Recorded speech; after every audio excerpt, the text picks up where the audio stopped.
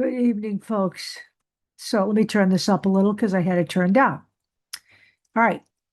So I'm talking to you before the game tonight because it's going to be late when the game is over for me, um, since I get up at about 4:15 every morning for work. So uh, let's talk because someone posted that guards just don't win the MVP, and they're not wrong. Okay, they're not wrong. I think 7 guards have won in the NBA. But remember that the NBA has been around a lot longer than the WNBA. So it's not a common thing in either league, quite frankly. Um, but there have been guards who have won in the WNBA.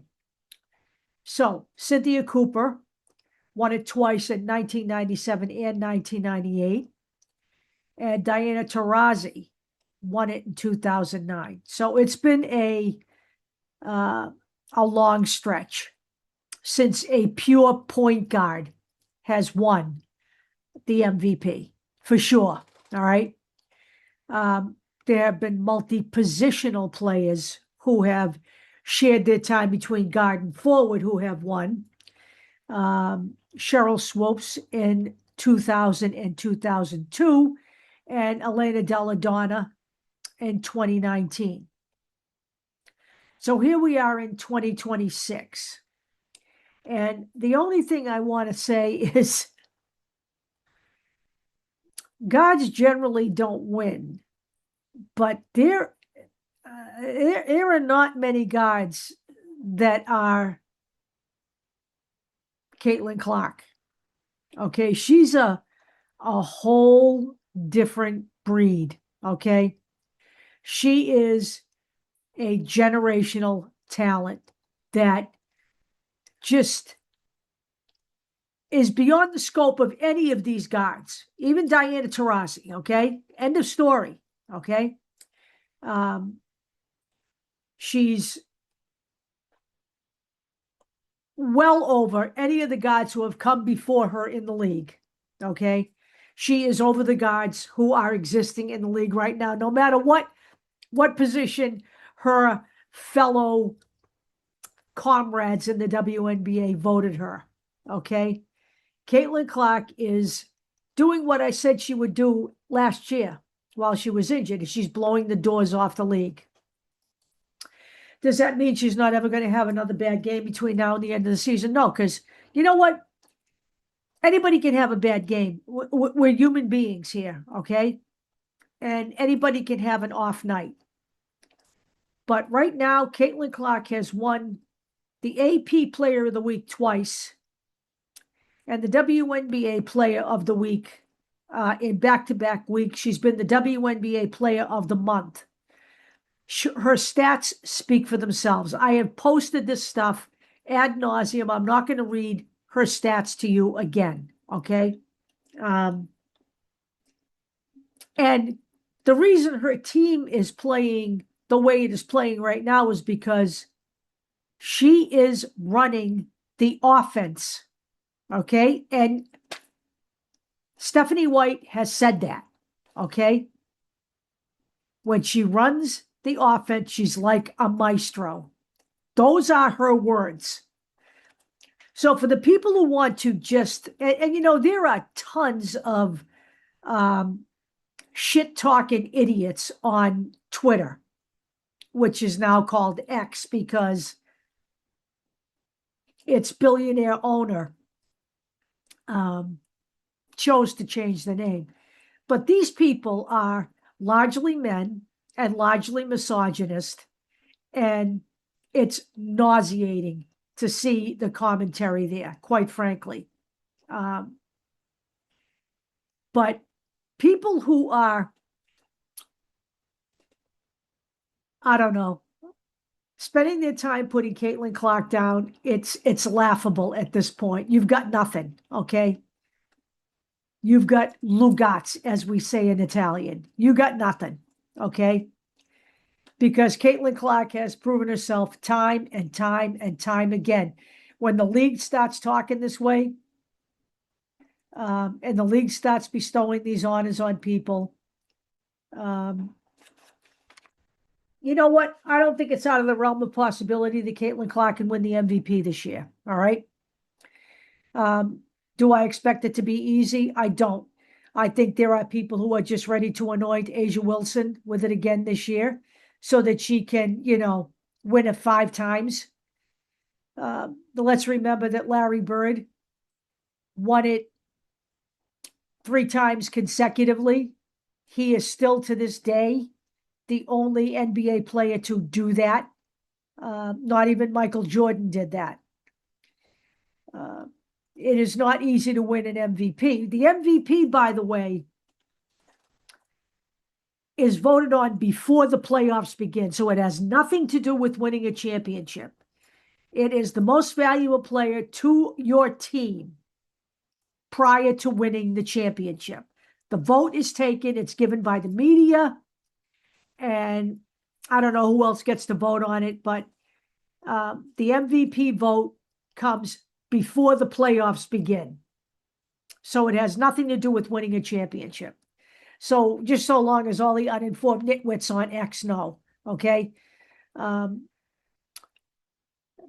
we'll see what happens tonight in Dallas. I'm sure they're going to be loaded for bear.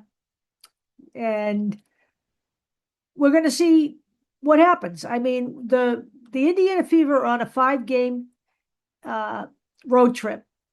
5 games in 8 days, okay? And a lot of travel in between. And so far, they're 2-0 on that trip.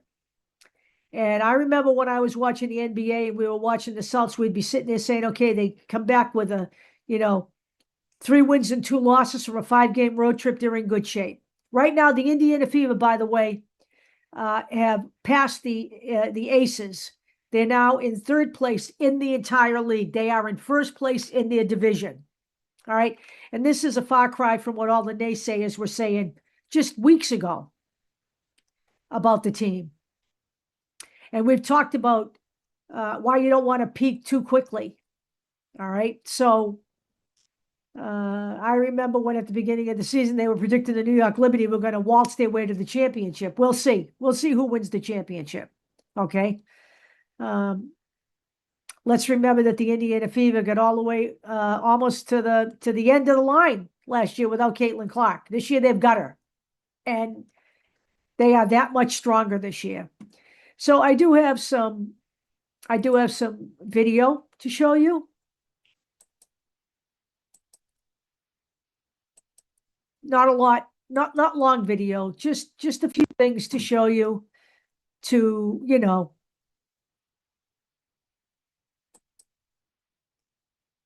show you some great highlights here. These are just quickies from recent games. And then I've got the WNBA video from her last, Player of the Week honor. So we'll show you this one first. Game inside the arc. Harrison meets Timpson, can't finish. Clark the rebound, looking ahead, fires to hole. She'll take and hit. And her game inside the. So there's one. We got another one. We got another one. Here comes another quick one. For all their injuries, I thought Toronto was leaning towards being a playoff team. Clark, step back, buries a 3.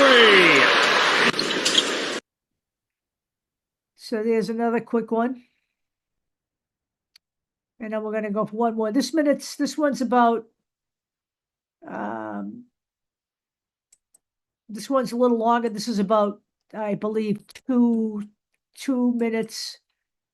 And let's see. Hang on. This is 2 minutes and 52 seconds long. This is a WNBA video of Caitlin Clark after they announced her victory as the Player of the Week this last time around. Former league and finals MVP, this year's All-Star MVP, Clark. Again! Caitlin Clark in town in this second. There's something about facing the New York Liberty here in Indianapolis. Clark, guarded by Sherrod, will fire a bomb and hit from way downtown. Caitlin Clark with the deep three. Jalen Sherrod right there sometime. Here's Clark working behind Boston. Has the switch on Reese. Will fire and hit from three. Caitlin was just, wow, what a screen by Aaliyah Boston. And then the roll, they get the switch of Reese onto Caitlin Clark. And that's solid defense on the switch. She's right there. She has her hand up to contest. Dallas, 5 players outside the three-point line. Clark shot fakes the three and gets to the rim. Straight line drive for Enrique and a straight line drive for Caitlin off the pump fake. First on the Olympic preparation in 2020, somebody poking her in the eye. She's been wearing those goggles ever since to protect her contacts. And guess what? They're sold out for Nike. I think they need to make some more. Love that, Ollie, as Clark buries the three. Tough shot for Enrique Agumbawale. The percentage of unassisted baskets for Enrique are the lowest of her career. As Clark steps back and drills it. Right here. Crossover, step back.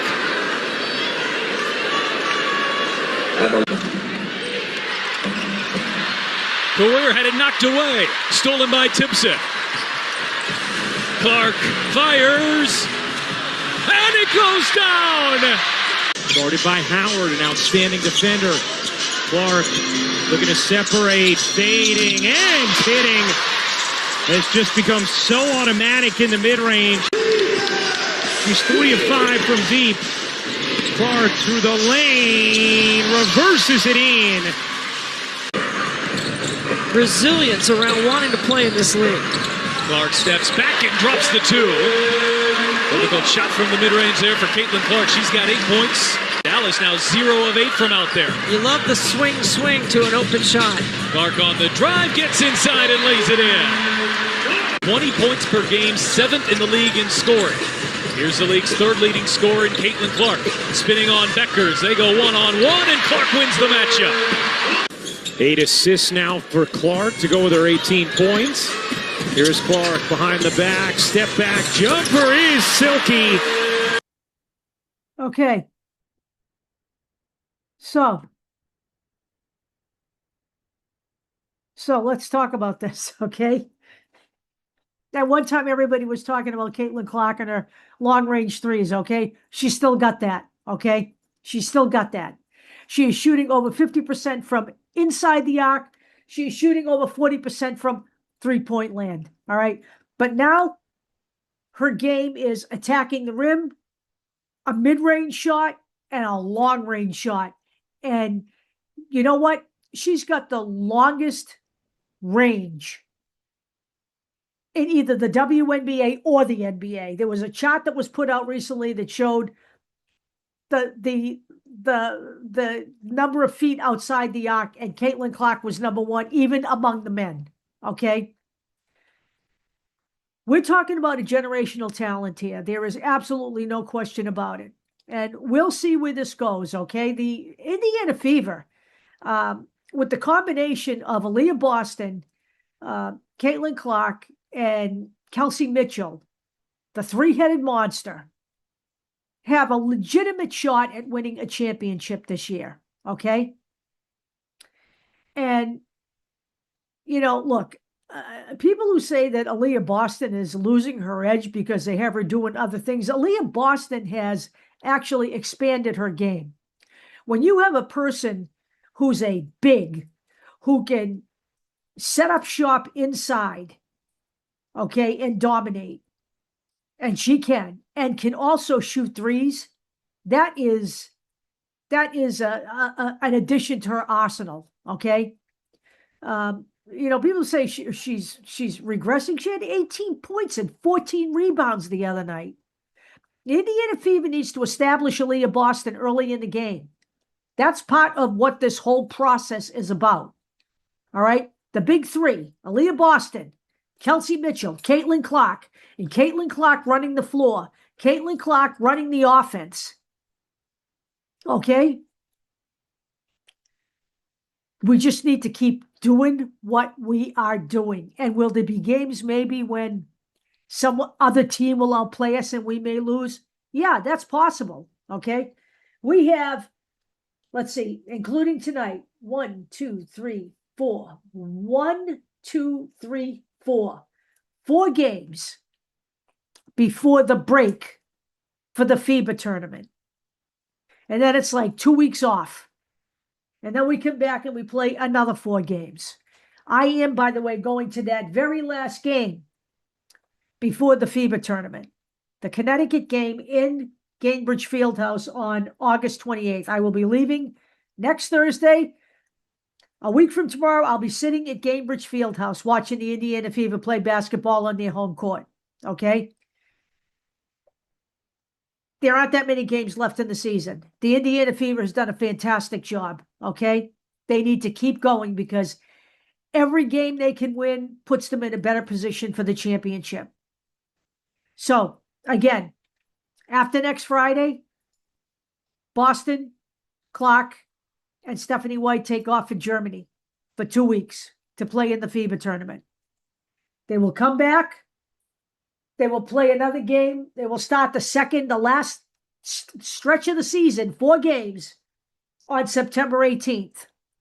They play the 18th, the 20th, the 22nd, and 24th. Okay? They will close out their season back-to-back against the Minnesota Lynx. And then the playoffs start on the 27th. So you guys have a great night. Enjoy the game tonight. Hopefully the Fever will be able to keep this going. And I will again speak with you tomorrow. Go Fever. Go Caitlin. Let's get the 3-headed monster going early. Let's keep it going. We'll talk to you later.